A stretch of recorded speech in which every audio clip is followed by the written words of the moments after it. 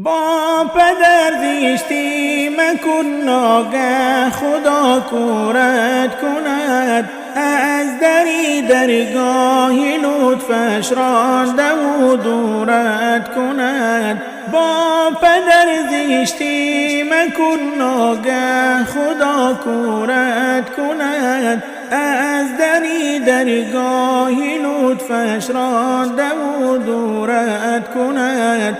با پدر با لطف و احسان گفتگو کن دائما، کس نمیداند چسان خواهد شدن فرجام ما.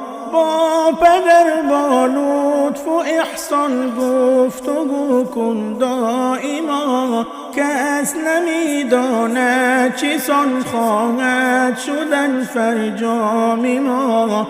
گر به پیری میرسد دستش بگیر خارش مکن، با سخنهای زبانت هیچ تو آزارش مکن.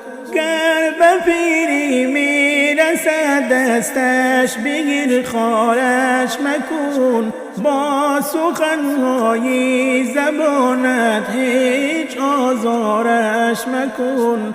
آن پدر بیشک تو را از جان عزیزت کرده است، هیچ کاری نیست که بهری تو عدا کرده است. آن پدر بیشک تو را از جان عزیزت کرده است، هیچ کاری نیست که بهری تو عدا کرده است. شیر اقبال گوش دار و با پدر زیشتی مکن، احترامش کن که الله قدری تو سازد فزون.